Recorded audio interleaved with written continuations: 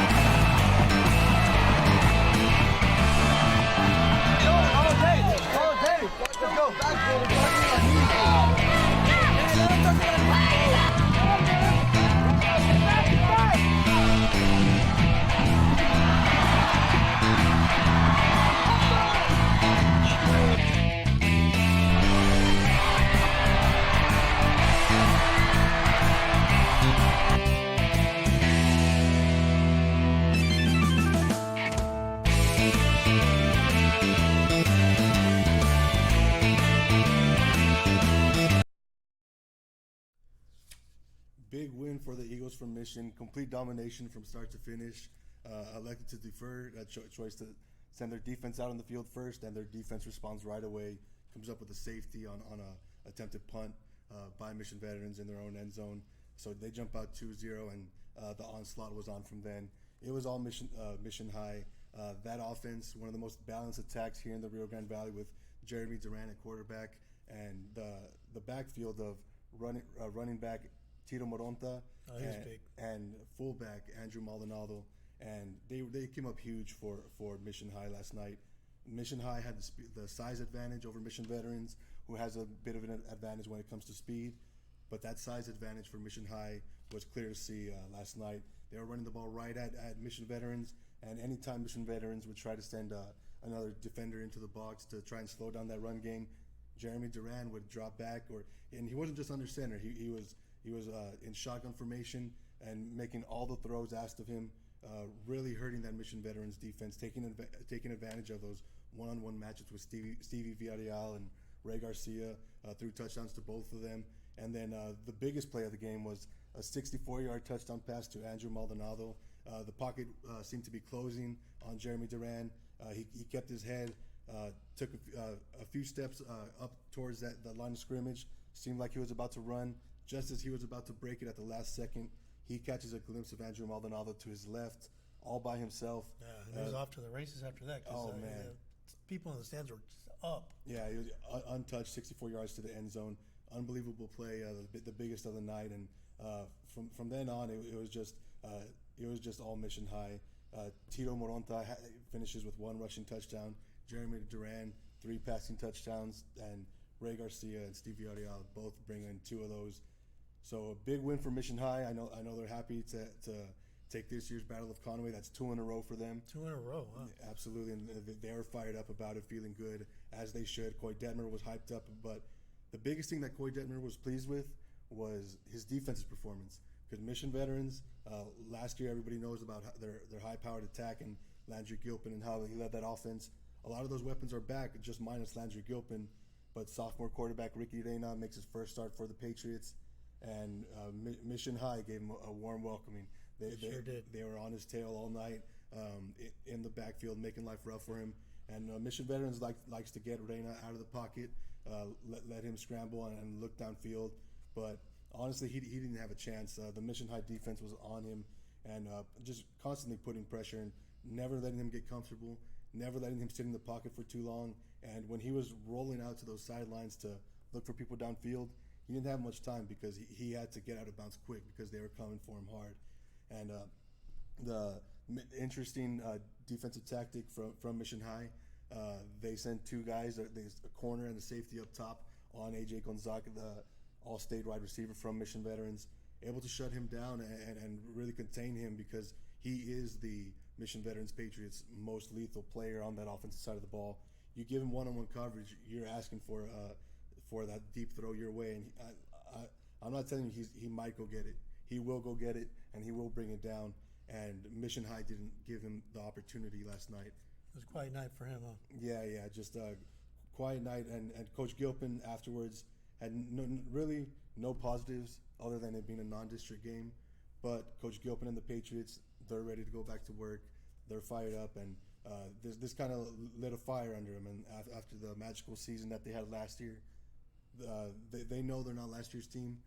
This year's Battle of Conway sort of humbled them a little bit, but they're going to be fired up to get going. District starts for them next week in that 10-team district in 16-5A D1, and I know the Patriots will be ready to respond. Anything can happen in a rivalry game. Absolutely. Obviously, got to give credit to Mission High, but I'm certain that Mission veterans and those guys will be ready to bounce back. You know, you talked Jeremy Durand, and the last time we saw him on the field last season as a freshman, he had the best game of his young career in the playoffs. What kind of progression have you seen from him in the beginning of his second year as the starter? Just his football IQ is on another level, and I've seen this since his freshman year. He looked like a senior last year, like senior quarterback that had already been 4 years at the varsity level. This kid is on another level. His IQ, his awareness, his pocket presence, and he's not the most mobile quarterback, but he's mobile enough to get away from you, to escape and evade pressure, and to make those throws downfield. And he was really doing that last night. He was really explosive in leading that Mission High offense, and I was very impressed with him. Coy Detmer praised him for all the work that he's put in since his freshman year, 7-on-7 in the summer, and 2-a-day workouts. Coy Detmer praised his leadership, and that leadership really showed last night as Mission High definitely looks like one of the top teams here in the Rio Grande Valley early on. He definitely was right on target with a lot of his passes. When he was rolling out, Stevie Villarreal just went in for like a screen and jumped high in the air, and there was a collision, but the ball was right there. Play before to the other receiver. I mean, that could have been a touchdown. That just didn't happen, but he was right on target, and it was exciting watching Duran go toe-to-toe with these guys. Absolutely. I believe, if I'm correct, he only had 4 incompletions on the night. Wow. And three of his passes went for touchdowns, so almost the same number as touchdowns as incompletions. Really good performance from Mission High to make a statement, and they want to let people know Mission High is not here to play games. They're here to win games this year.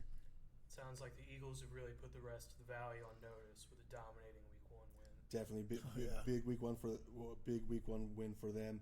And I know you were at another game on Thursday night catching some of PSJ High versus Flower Bluff. How did that one break down? That's correct. The Bears kicked off football season in the Valley officially with the first home game of the season on Thursday night, and they took on a tough Flower Bluff Hornets squad that advanced to the third round of the playoffs last year in 5A. Fortunately, it didn't go as the Bears wanted. 33-6 loss and what was kind of a rough outing, but let's see some of the highlights from Thursday night's action. We started off the first series pretty good, made a bad mistake, threw that interception, kind of lost some momentum, and they kind of picked it up. And right now we're just struggling offensively. We're giving up some plays defensively. We just got to bring it together in the second half and come out and play. Well, it's definitely a wake-up call for them. If they just thought that people were going to just buy down on us because we're district champs last year, well, they got something coming. But we just got to regroup as a coaching staff, as a team, and come back second half fighting.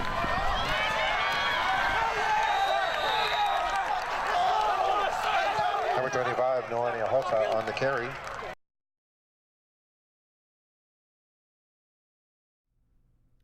As you can see there, not the sharpest day for the Bears, the defending District 36A champions. The big story of the night was Justin Morales, their new quarterback, transitioning from wide receiver. Constantly under pressure all night. Kind of hard to tell if it was an aggressive Flower Bluff defense or just problems along that offensive line. He got sacked 8 total times, and it could have been a lot higher than that if it weren't for his playmaking ability on the fly. Morales really did demonstrate, though, that he is a true dual-threat quarterback, maybe the best in this district. First drive of the game was the Bears' best.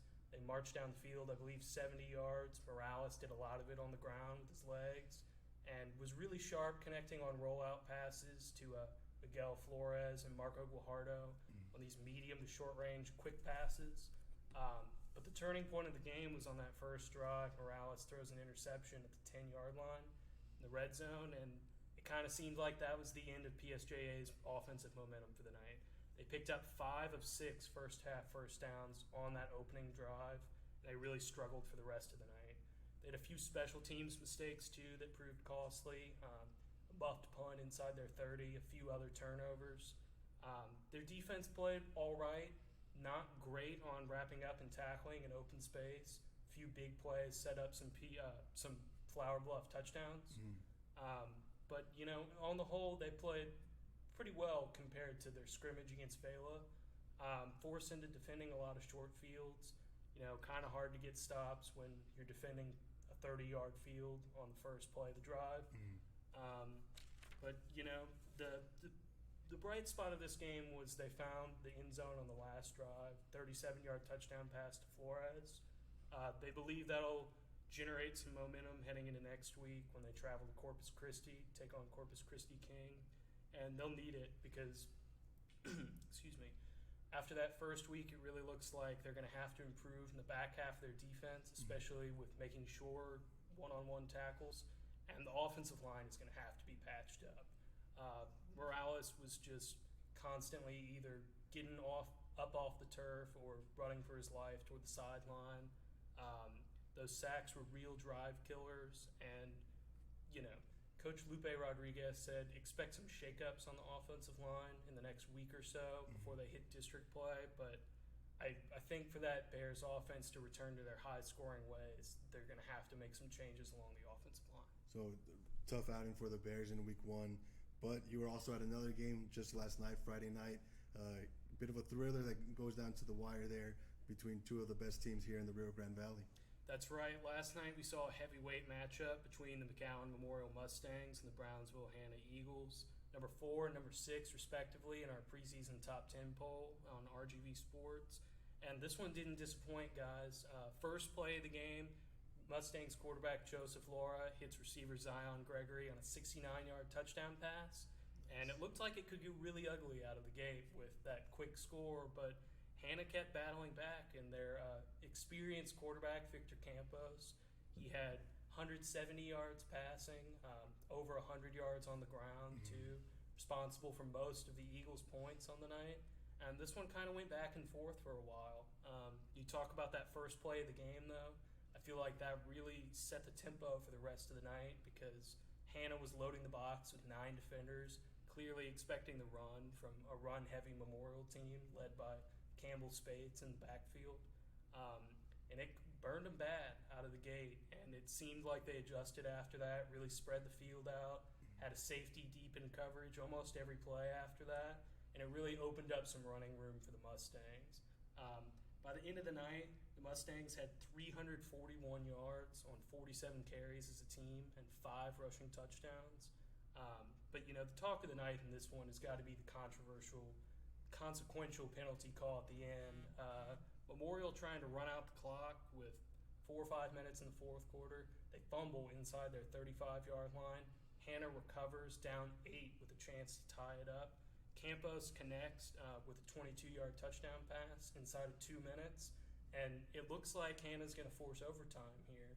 And on the craziest play of the night, a 2-point conversion attempt for the Eagles, Campos rolls out of the pocket and drops back probably like 20 yards just to avoid a vicious Memorial blitz right in his grill.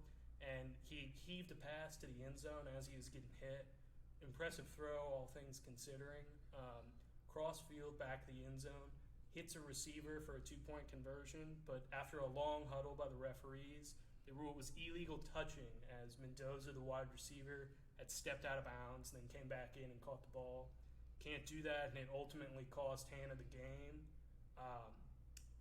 Disappointing finish there for some, but the Mustangs were happy to get out of it, and the Mustangs players and coaches told me after the game they were motivated by some pundits picking against them. They had a picket line on their bulletin board all week with X's drawn through everybody who doubted them. And I think they definitely made a statement last night. Yeah. Love it. Gotta love that. And speaking of a high-scoring affair, Raul, Edinburgh Vela involved in one as they kick off their season Thursday night against Laredo United. Yeah, I talked to Coach Campbell after the game, and he called it a shootout. From the very beginning, it lasted to the very end of the game. The last person with the ball won, and that was Vela. Sotelo, Coach said Sotelo was very strong in the pocket and connected to multiple receivers throughout the game, and which was the difference maker in that matchup. So they're very happy to get the first game jitters out of the way and ready to move on. A big 51-46 win for the SaberCats in their opener, and let's take it to some other football going on today. This helmet right here, Westaco East, the Wildcats in action today against Manor.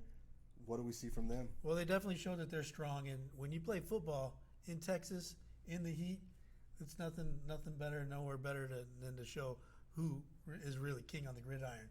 And Westaco East came out to show that they're good and they're strong, and they wanted to beat Manor, and that's just what they did. And they clawed their way back from a 15-point deficit, I think, to 15-8, and then they ended up taking the lead off a key interception.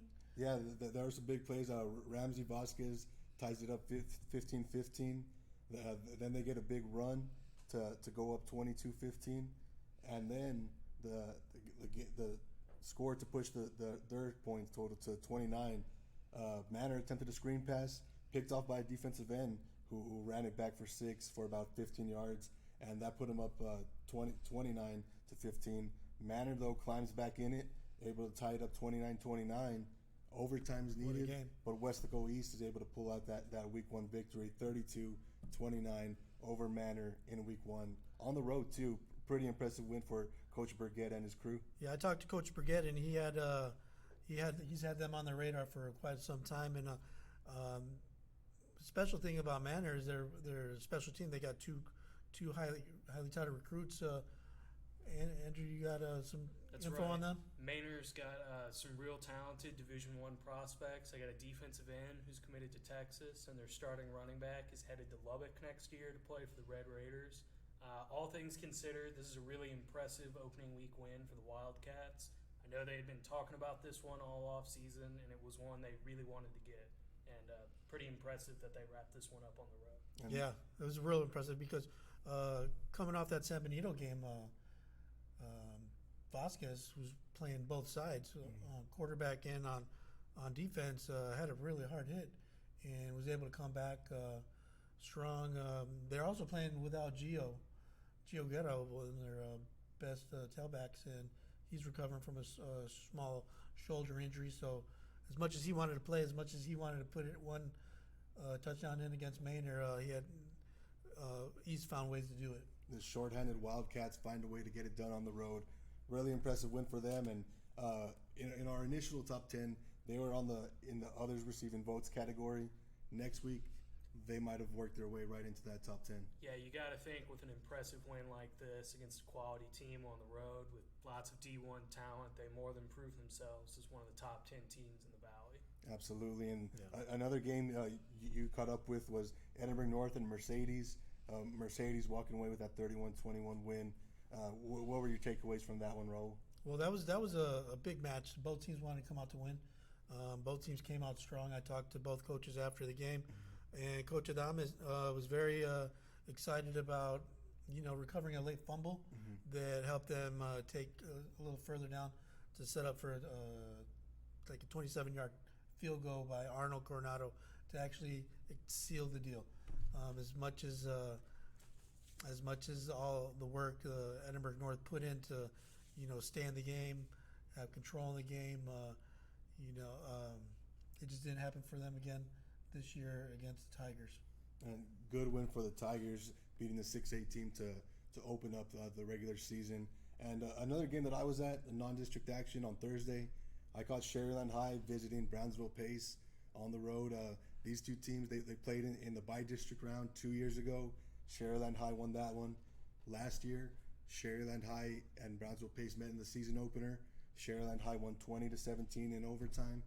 This year, though, no overtime needed. Sherryland High and Coach Adame get it done, 27-13 in Brownsville Pace's house. Brownsville Pace were projected to be one of the teams that competes for playoff spot in District 16 5A D1. Sherryland High showed them why they're still amongst the top of the class here in 5A in the RGV. A really good performance from them. I caught Sherryland High scrimmaging against Harlingen High 2 weeks ago. And so coming into this week, Harlingen High handled them. And that Sherryland High offense, they struggled a bit, couldn't really get things going, couldn't sustain drives, couldn't move those chains. But on Thursday night at Sam's Memorial Stadium in Brownsville, that Sherryland High offense looked rejuvenated. They found their groove, and it all started with quarterback Benji Valdivia, Jr., making his first start. He ends the game with 3 touchdowns and 3 touchdowns through the air, and then a 44-yard touchdown run on the ground right up the middle to put that game away to increase Sherryland's lead to 14. Really good performance from him. I was really impressed what he was able to do. But the player of that game easily was Sherryland High receiver and defensive back Danny Pena, as he had 2 touchdown receptions from Valdivia. On the defensive end, 2 interceptions. Really big day from him. One interception was kind of just thrown into the air. It was a miscommunication between Brownsville Pace's quarterback Jose Banda and his receiver. The receiver broke off a short. The quarterback threw it deep. Pena could have signaled a fair catch and picked it off safely. But his most impressive play was at the goal line. Brownsville Pace threatening to score on the right side. They get in breaking out in the end zone. Danny Pena sees it, jumps all over it, and anticipated it, read it, textbook like coaches teach, and it was a beautiful interception right at that goal line. Ran it back about 20 yards to deny Brownsville Pace and keep that momentum in Sherryland's favor. A really good showing from the Rattlers here in Week 1, and I expect big things from them now in District 16 5A D2. They have another test next week against McAllen Memorial this time, so that'll be interesting to see how the Sherryland High Rattlers stack up against one of the Valley's top teams in McAllen Memorial. Yeah, that'll be an interesting matchup. And talk about a ball hawk. It almost seems like it doesn't matter who throws that kid the ball. Offense, defense, quarterback, opposing quarterback, doesn't seem to make much of a difference. He's going to get it. He told Coach Adame before the game he wanted the ball. He went and got it on defense. They gave it to him on offense. He dominated the ball on both sides. Really impressive performance, and definitely a player to keep an eye on in that Sherryland High offense. Now, a couple of other games across the valley. We had the Starr County Super Bowl, Rio Grande City against Roma last night. Rio Grande City and head coach Leo Mireles, his first game with the program. Big opening win, 45-14 over Roma. Mario Garza missed all 6 games last season after suffering a torn MCL. Really has a good performance here in week 1 to lead the Rattlers and get revenge after losing last year's Starr County Super Bowl. So a really good win for Rio Grande City here to open up this season, and I was really impressed by them, and I'm intrigued to see what they're going to be able to do in that 10-team district that is 16-5A D1. They start district right away next week.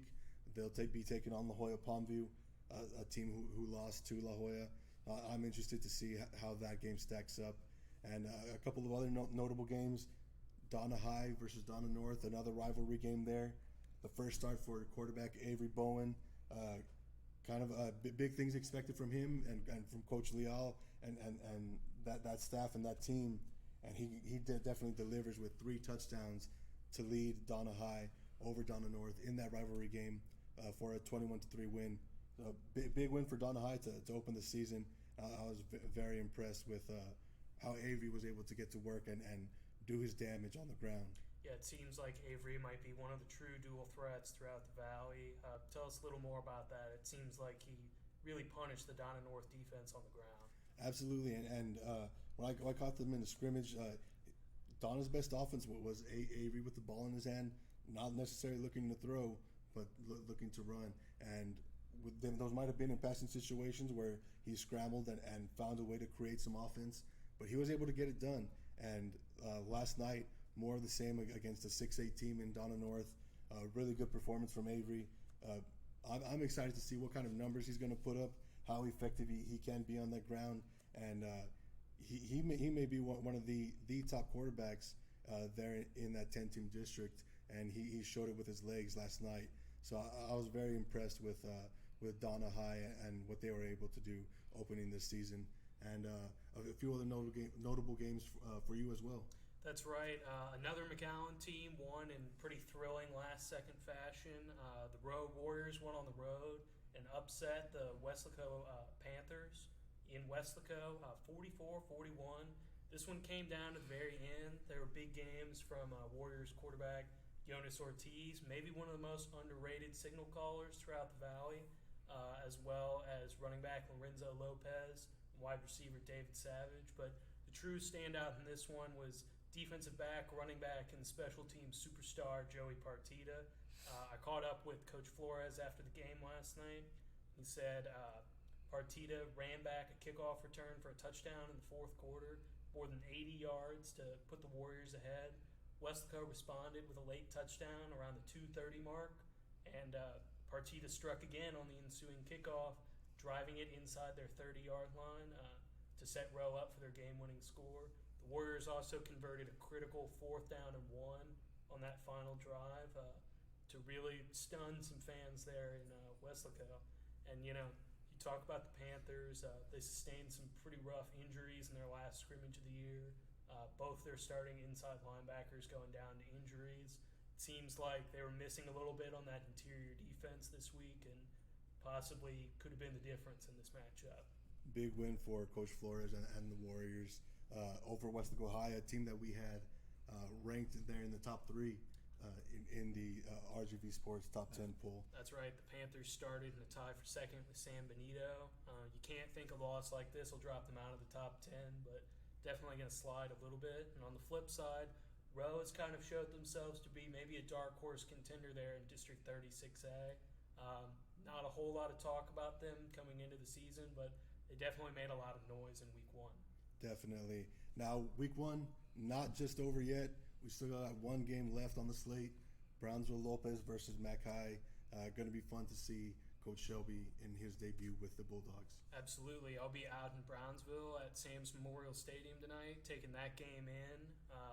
These are 2-8 teams from a year ago, but Coach Shelby was the secret behind a very effective Weslaco offense for the past 2 years as offensive coordinator, and before that, spent 3 years as the OC at Edinburgh Vela. Clearly, he's familiar with some of the most successful programs of the Valley. Mm-hmm. And when I caught up with him this past week, he said he's really trying to transfer some of that winning mindset and mentality over to the Bulldogs. Still don't know who the quarterback situation will shake out at McAllen. Shelby has held that very close to the vest. Don't know who will get the start tonight between former receiver Felipe Magana and the all-district punter last year, Robert Amador. It'll be interesting to see how that shakes out. Might see a little bit of both, but hoping to see a high-powered Bulldogs offense in their first game. And then you talk about more District 36A action. La Jolla last night pulling out a 1-point victory of a crosstown rival Palmview. Eddie Villarreal looked really good in his return from a twisted ankle in their first scrimmage of the season. More than 150 yards on the ground in both of the Coyotes' touchdowns. Coyotes get a big win there in week 1. Fumbled 3 times in the first half, but it didn't seem to matter. Their defense held strong, and they wrote a strong game from Villarreal on the ground for the win. And then you finally talk about PSJ North and PSJ Memorial. The Raiders totally dismantled the Wolverines 44-8 in Farr last night. Look for North to be one of the real heavy hitters in 36A this year. And then finally a shout out to the Juarez Lincoln Huskies, who earned their first win since 2017 last night, topping Rio Hondo on the road. Quarterback Josh Briones responsible for 2 touchdowns through the air and a 3rd on the ground. And then you have defensive and special teams superstar Jose Marquez, who had a key interception and a kickoff return for a touchdown as well. Shout out to Coach Garcia and the Huskies, a well-deserved win for them. And really good to see some week 1 action, some good games going on. Not just over yet, but we're excited. Football season's back in action. So with that said, we're going to go ahead and take a break, and with a word from our sponsor, the J. Gonzalez Law Firm. And we'll be back with you with some volleyball and editor Miller. Jay Gonzalez, a lawyer with thousands of cases won and millions rewarded in settlements. Over 15 years of experience and recipient of numerous awards. If you've been in an accident, there's only one name to remember: Jay Gonzalez.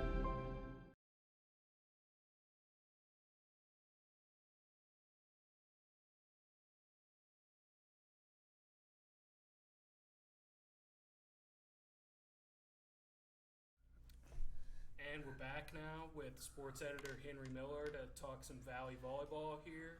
Henry, what have you seen these past couple weeks from the action on the court? Seen a lot of hard hitting. There's some pretty good teams out there. Today we had 2 teams in the top 25 in the state playing against each other. Mac High went to Los Fresnos. Lexi Gonzalez, Mac High's all everything on the volleyball court and the soccer field, was not present in this game. So number 22, Mac High, is at number 25, Los Fresnos, and they take a 4-set win. They split the first 2 sets, 26-24 and 29-17, but then Mac High rolls them, 25-15, 25-15, for a 4-set win to improve to, and there's no mistake here, 28-1. Yeah, you talk about the Bulldogs. They've really been the dominant force down in the area this week. That's a hugely impressive win to top maybe their stiffest competition without their top player.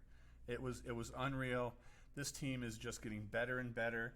And when you ask Coach Dodge, she still has things she wants to work on. I think you said earlier they could go 25-0 in every game, and she's like, we still got to tweak something here or there. Always room for improvement. And you know they're improving. And without Lexi there, Selena Signs, a sophomore who is as strong as anybody on that team, came through with 28 kills. They've got a back row that just doesn't let anything drop. And it's got to be frustrating for hitters to keep swinging and swinging and swinging, and the ball comes back. You know, it's just unreal how strong their defense is. They've got great setters, 3 or 4 hitters all along. And one of the things Coach Dodge told me the other day was they can bring the hitters from anywhere. And that sets up single blockers.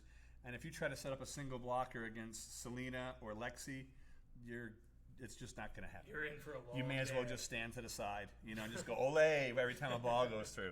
So Absolutely. They're just legitimately head and shoulders above anybody right now in the Valley. Their only loss coming in 5 sets at Laredo Alexander, losing 15-13 in the 5th set.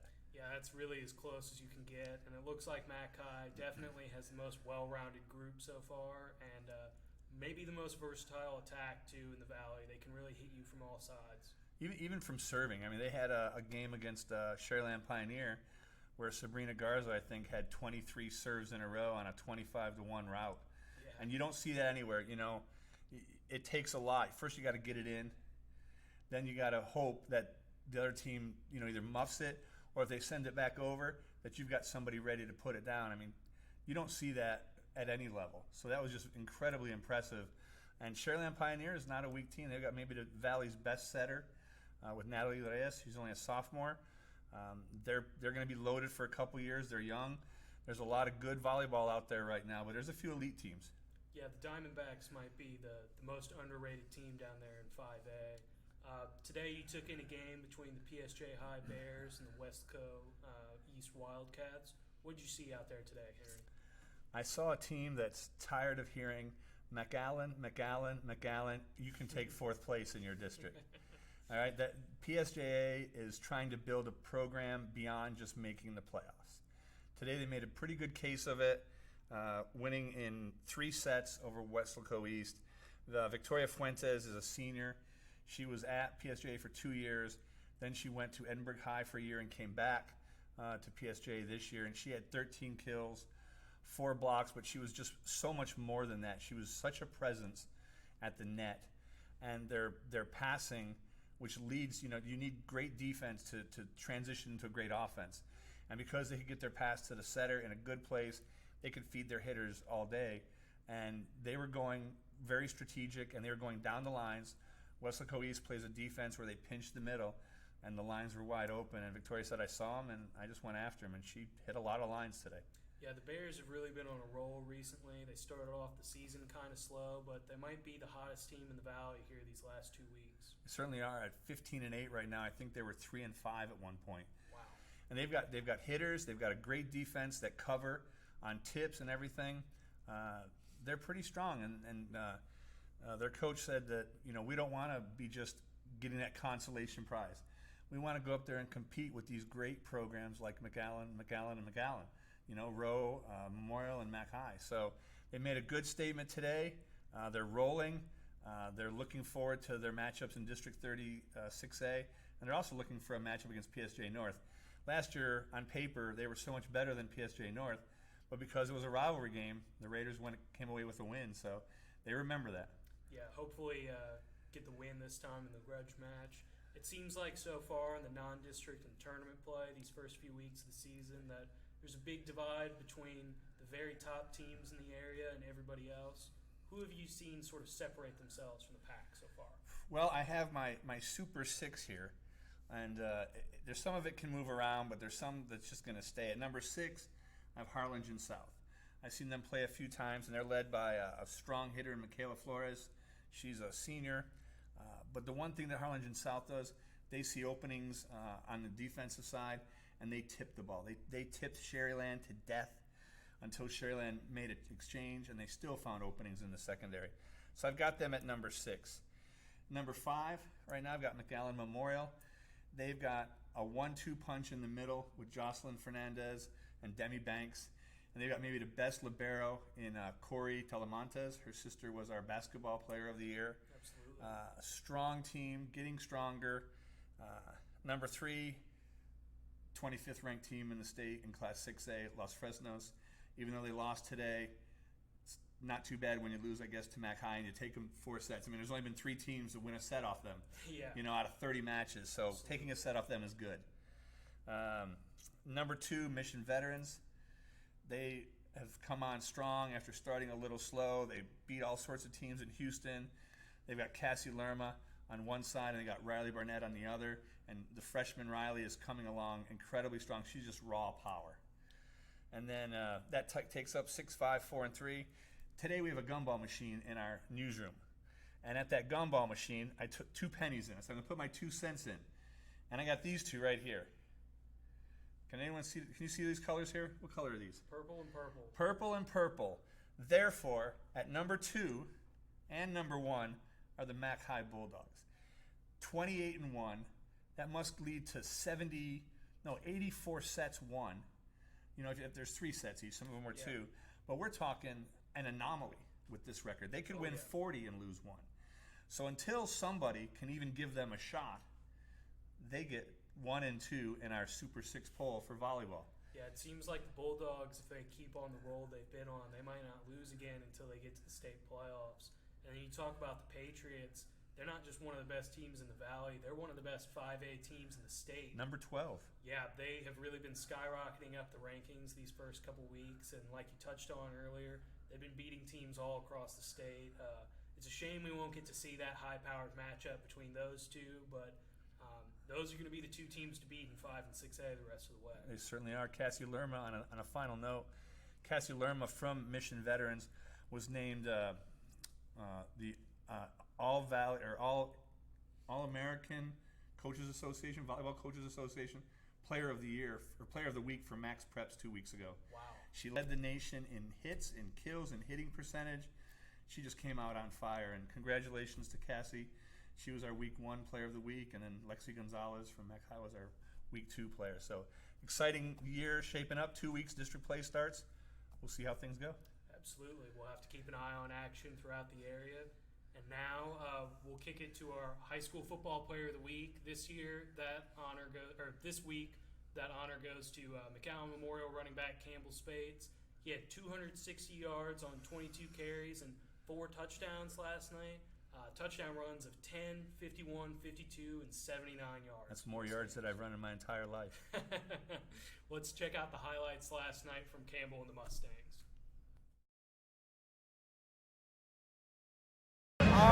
We've been in similar games before, a lot last year, where, it came down to the final minute, final couple seconds. So, I think as captains, we both just try to keep our guys composed and tell them the game's not over, When we were up by 2 touchdowns, we had to make sure they were still level-headed and not thinking we won the game. And, when we were being iffy towards the end, we had to make sure that, they could turn it up a notch. So.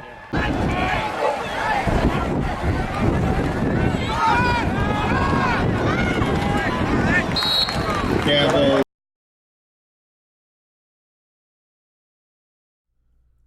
Welcome back, everybody. Welcome back to the set. Brian and Raul.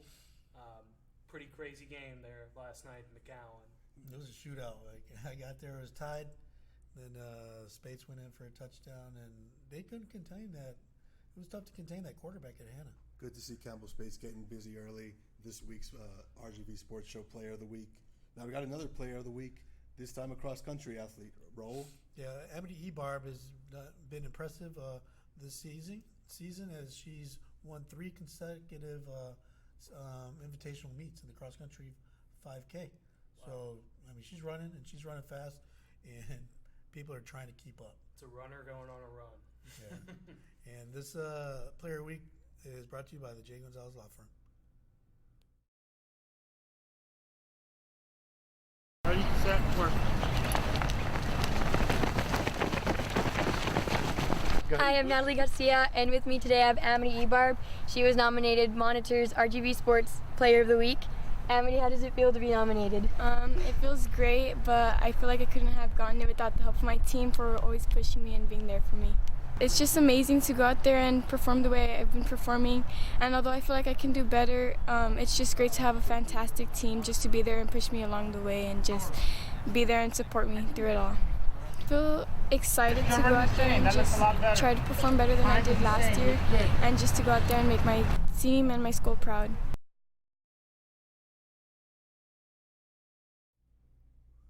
Amity Ebarb, good to see her getting busy as a junior, still running around the competition. Definitely. She did great today, and she marked it 20 minutes, 5K, winning the Rio Grande Valley Classic at Edinburgh at the Monte Cristo track cross-country meet that drew more than 40 teams from across the state and more than 1,400 runners. Man, it was packed. A lot of people were in high octane running. Really impressive start by Amity Ebarb and the Westlake High cross-country team. And now back to football for a bit. Football season, everybody's having fun. Week 1 underway. A team that had fun last night, Mercedes, with that big 31-21 win over Edinburgh North. Good to see them have some good results, and especially heading into next week with a big matchup against another 6A school. Yeah, that's right. Mercedes will travel to McAllen next week to take on Rowe in a Thursday night matchup. Should be really exciting. 2 1-0 teams trying to move to 2-0. Be interesting to see who gets the upper hand in that one. Definitely going to be interesting to see. And if you'd like to hear about the Mercedes Tigers, you don't got to hear about it from us. Yeah. Roll. Let's take it away to the Mercedes Tigers team interviewing themselves and what they got to say about their team. I'm Dominic Villarreal. I play for Mercedes Tigers, number 31. How do you feel about this season? I feel good. I feel like we're going to come out not losing a game and go deep in the playoffs. All right, my boy Alex over here. How do you feel about the district? I think we got a good chance to take it all and get a bounce back from last season. And my boy Marcus, how do you feel about the team in general? I mean, we've been putting a lot of work and we're working hard, so we're pretty good this year. And my boy Brandon, how do you feel about the defense? I feel like we're solid, all 11 players on the field, and we can do our job and help the offense out a little bit. Oh, and my boy Josiah over here, how do you feel about the offense? We're all ballers, you know. And all these guys, to me, they're 5-star recruits. You know, we're athletic, we're fast, we're strong. We're the whole package. And I'm Dominic Villarreal. We're out.